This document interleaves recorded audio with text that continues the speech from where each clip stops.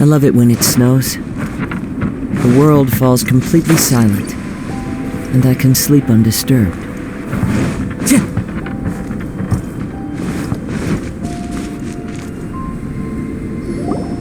Albedo! Traveler, Paimon. I suppose your story is ready. Yup. How about you? Do you need some more time? No need. I am also ready to tell my story. Paimon calls dibs! Paimon first! Please, go ahead. Okay, here goes. Once upon a time, there was an evil researcher who went into the mountains and did a crazy experiment on whopper flowers to transform their appearance. After a lot of pain and suffering, the whopper flowers finally took on a human form. Then they stood by the side of the mountain to wait for unsuspecting bypassers. To whoever spoke to them, they would ask some questions such as, "Who am I? Who are you?" If the bypasser got the wrong answer, the last sound they'd make would be a yelp before the whopper flower ate them alive in one bite. Ooh, truly frightening.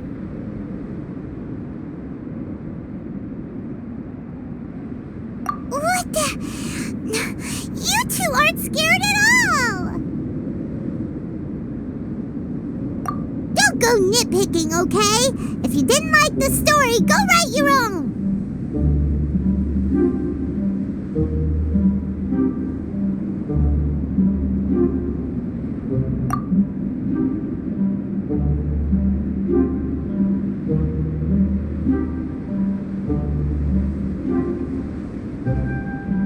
In other words, the whopper flowers would ambush and then completely replace their victims.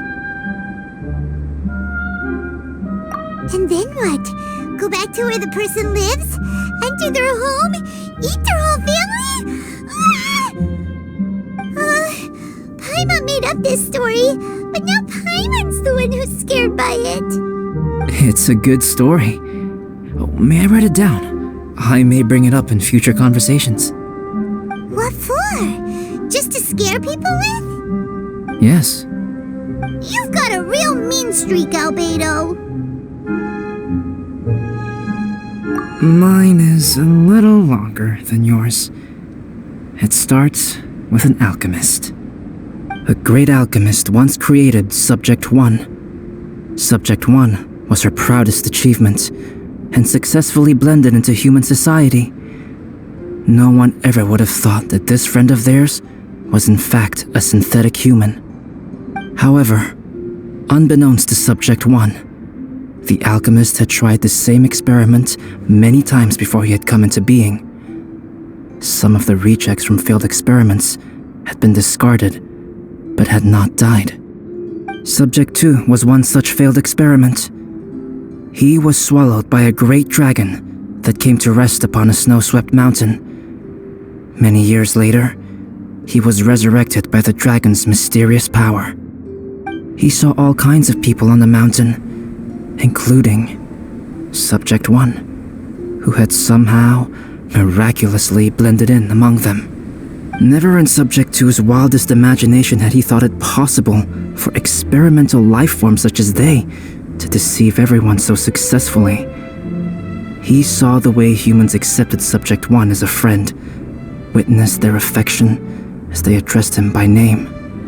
This was what Subject 2 wanted.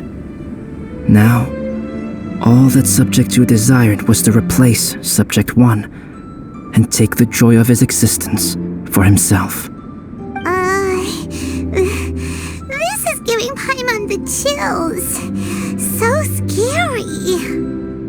Subject 2 began to unfold his plan. He stole Subject 1's books and notes and studied all that Subject 1 had learned from the alchemist. Subject 2 was highly intelligent, and he learned quickly. He changed his face into an exact replica of Subject 1's face. Then, he found a plant with mimicry capabilities and transformed it using dragon blood and alchemy.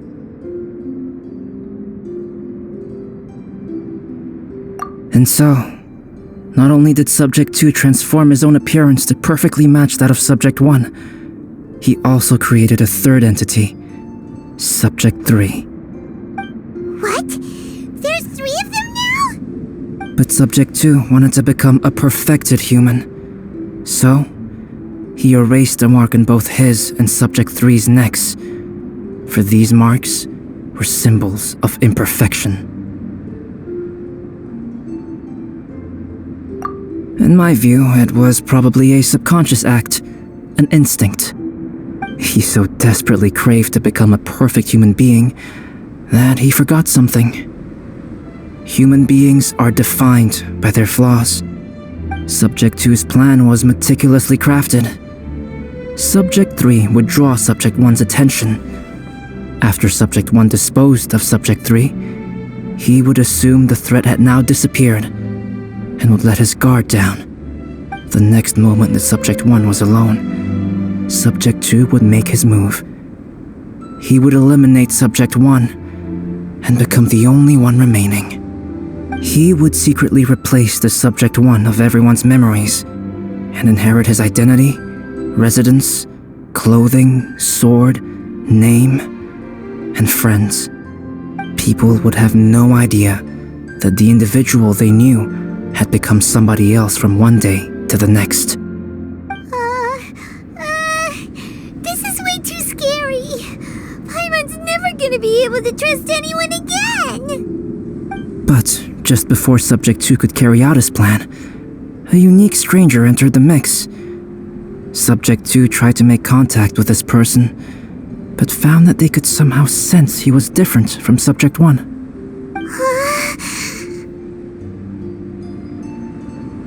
What's wrong? Are you scared? What happened then? What happened to the stranger? He became a new stage in Subject 2's plan.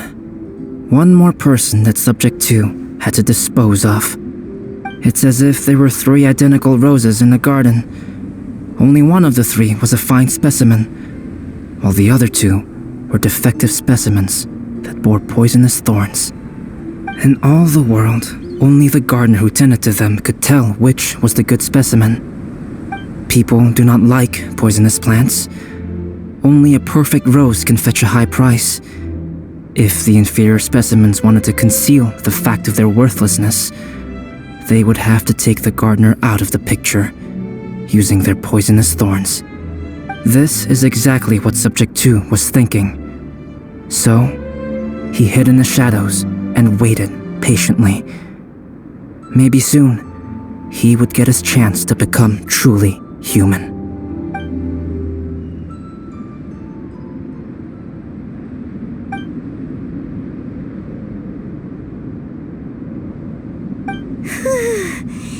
That was intense! So what happened after that? Did Subject 2's plan succeed? Paimon can't bear thinking about it. Fortunately, it is just a story. And even in this story, Subject 2 did not succeed. But you can never let your guard down on Dragonspine. Monsters mutated with Durin's power and blood are also creatures of Rhine-Daughter, just like me. You must beware of all such creatures. I'm glad to hear that. It's okay. I know what I am. You and I are both different, so there is no need for me to hide the truth from you. The only thing is that sometimes, when I think about how mighty the power of alchemy is, I feel so small. As beings who set foot in this world, how arrogant are we in desiring to control our destiny and in desiring to create? Is creation an arrogant act, traveler? If not, why do we call the ones that created us and control us gods? If it is, then what qualifies us to call ourselves creators? How far must we take our reverence and respect, and what purpose does it serve? Nothing special. But whenever I think about it, I feel a twinge of grief. Poor Albedo. Hello? Traveler, are you here? Hey, is that Amber? Thought we might find you here. We're here to deliver a message from Cyrus. There's gonna be a big event down at the base camp, and they want you there too, Traveler. Winter camp is nearing its end. Apparently, even provisional instructors are required to attend. Looks like we need to go, Albedo. Bye for now. Then I won't keep you. I have some things to attend to here, so forgive me for not seeing you down. Don't worry about it. There have been no issues getting up and down the mountain recently. Is everyone ready? Let's not keep them waiting.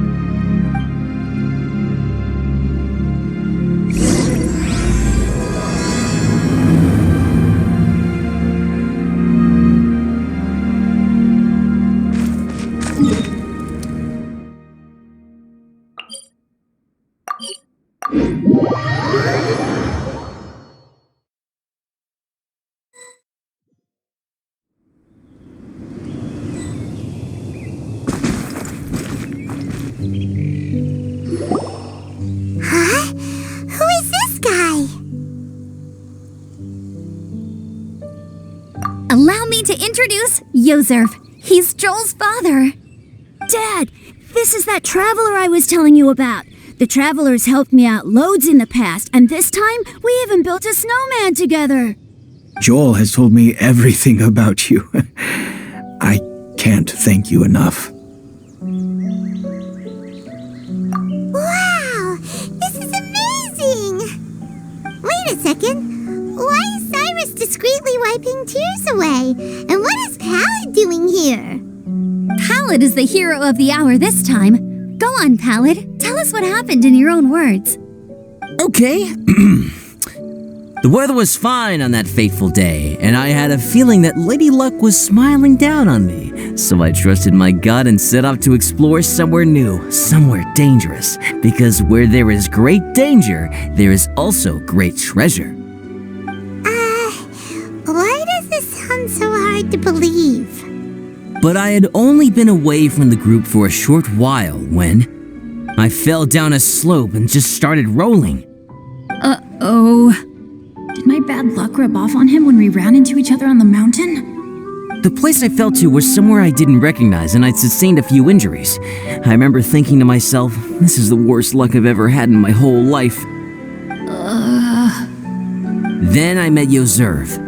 He'd heard the sound of me falling and came out to see what was going on. Huh? Wow, so it was completely by chance then. I thought he must have been someone from the Adventurers Guild here for the event, but after a few words of conversation, it was clear that he was having memory problems. He didn't even know his own name. The temperature was freezing, and there was no time to deal with all that there and then, so I convinced him to come back to the camp with me and figure everything else out after we got there. We got back to the camp, ran into Joel, and the moment he saw him, he froze for a second with this completely stunned expression on his face, and then he started crying out, "Dad! Dad!" That's when Yozerf suddenly started to remember. My memory has still not fully recovered, but Joel and his mother, they are the only ones that I will not, no, that I cannot forget. Daddy. Daddy's right here, Joel. Daddy's right here. Yozerf, don't you remember anything else at all? The poor princess, feeding the foxes? I'm sorry. I have no recollection. Maybe it's because of the head trauma. I'm not sure. I woke up and found myself covered in blood. My things were gone, and there was nothing to indicate who I was or how I got there. I crawled into a cave and settled in for a slow recovery. After my legs and feet were a little better, my hunting skills were what kept me alive. Dad, I was so worried about you. I'm all right now, Joel. Oh, don't cry. Daddy's not going anywhere. I'm here to stay. Oh, this is good. This is good. You know what, though? I definitely think my luck got worse after running into Benin on that mountain. I knew it. I just... No, I just meant if it weren't for you, there's no way I ever would have run into Yozerv on a mountain this huge. Besides, we got back safely, didn't we? So don't blame yourself. Maybe sometimes miracles can only happen when you get just unlucky enough. Ballad. When did you become such a smooth talker, huh? Huh? Am I? I was just telling the truth. Oh, yeah. I want to say thank you to the Traveler, Uncle Cyrus, Auntie Eula, and Auntie Amber. Thanks, everyone. You all helped look after me, and I will always remember it. But I guess I can't take the snowman with me, or it'll melt once it leaves Dragonspine. It's such a shame. Oh, I can help with that. One moment. Huh? Eula? Here, take this. It's powdered rime. Just add it to your snowman, and it will never melt. Wow! Really? Oh, this is awesome! You're the best, Auntie Eula! Dad, I have an unmeltable snowman now!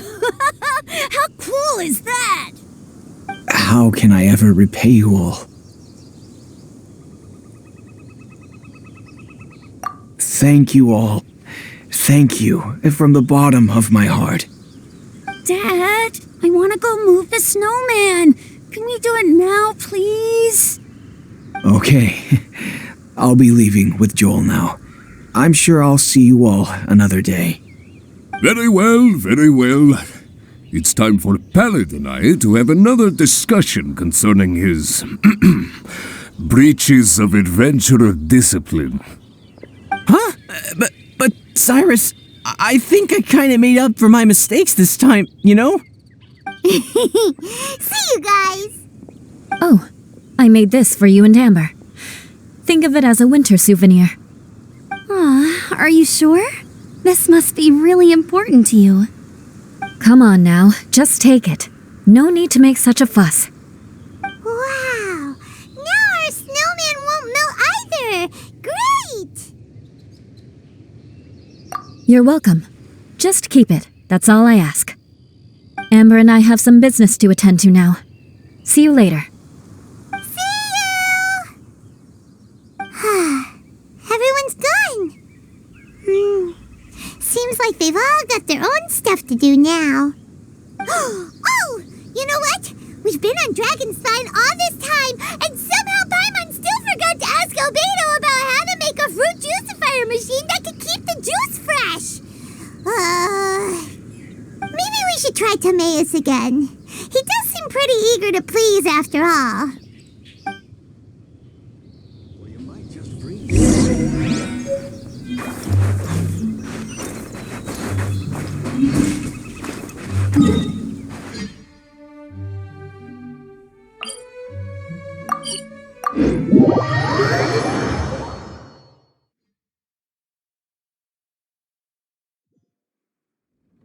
Clear weather all around brightens the heart.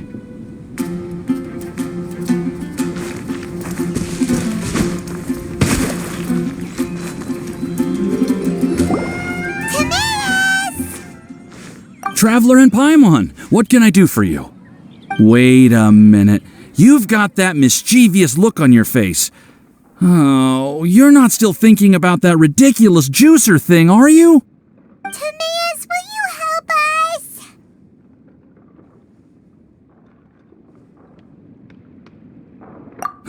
Well, if the Traveler isn't really interested, then, yeah, maybe I'll give this one a pass. It's just the weirdest request ever. No, but Paimon's Sunsetias are gonna go to waste without it. And the time it would take me to research something like that, I could probably pick those Sunsetias again 10 times over. New research project, Timaeus? We meet again. Oh, Albedo, thank goodness. So the situation is, Paimon wants a machine that can turn fruit into juice and keep the juice fresh. I mean, surely it's... Majorly important, that's what it is. you can manage to invent this, we'll never have to worry about fruit going bad ever again! That's impossible.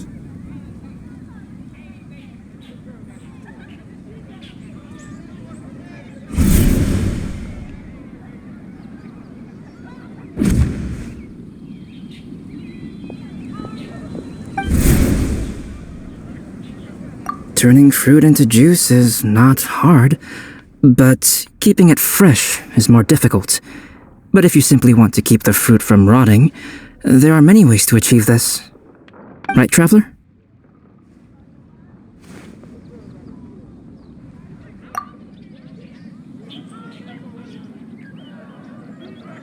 What about his neck?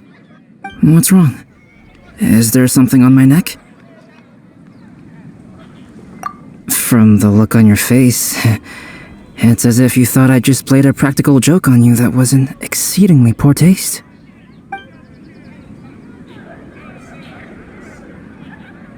Albedo, you were saying, how do you stop fruit from going bad? Well, one way would be to bury your fruit on Dragonspine, where the snow never melts all year round. But then Paimon won't be able to eat them! You could always live on Dragonspine. No, too cold for Paimon. Or you can give the fruit to me, and I would take it to Dragonspine for you. But since you don't like the cold, you'd have to send someone else to pick them up when you want them. This is where you come in, Traveler. Suddenly sounds a lot more feasible with other people doing all the work. Okay then, shall we go with that idea? Fruit buried on Dragonspine will stay fresh for much longer. However, it is also possible that the fruit will sprout and grow into fruit trees. Who knows? Maybe the next time you visit, it will have grown into an orchard. You can water the trees, add fertilizer, and when they finally bear fruit, you will have some fresh sunsettias. No way! Then Paimon will have to be a gardener. That's not the goal here. Oh? Well, I don't think being a gardener is so bad.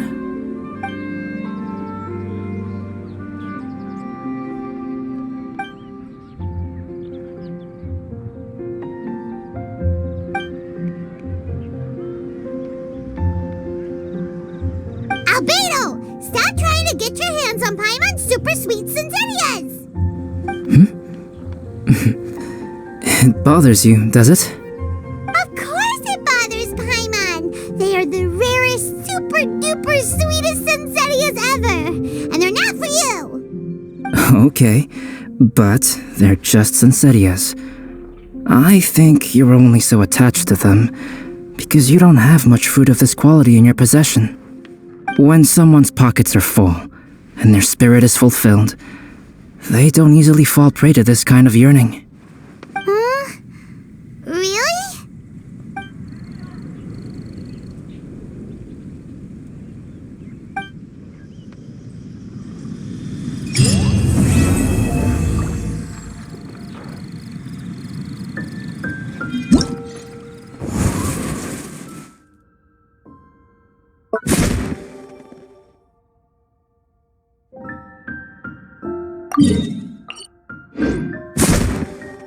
This scenery is wonderful.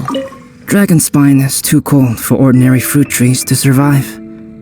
If, one day, Dragonspine did become home to gardens and orchards, there would be more reasons for people to visit. Perhaps a little life is the key to attracting people. Life may exist in all kinds of unfathomable forms, and in all manner of unthinkable environments. Mysterious, yet tenacious. Perhaps this is what makes life so special.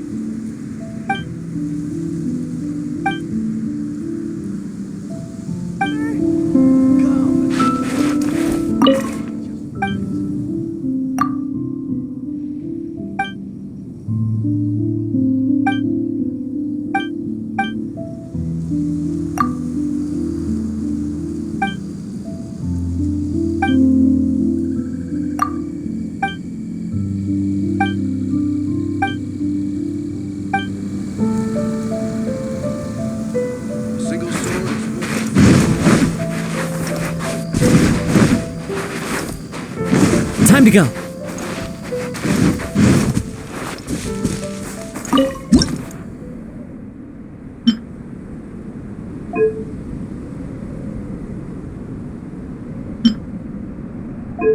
I love it when it snows. The world falls completely silent, and I can sleep undisturbed.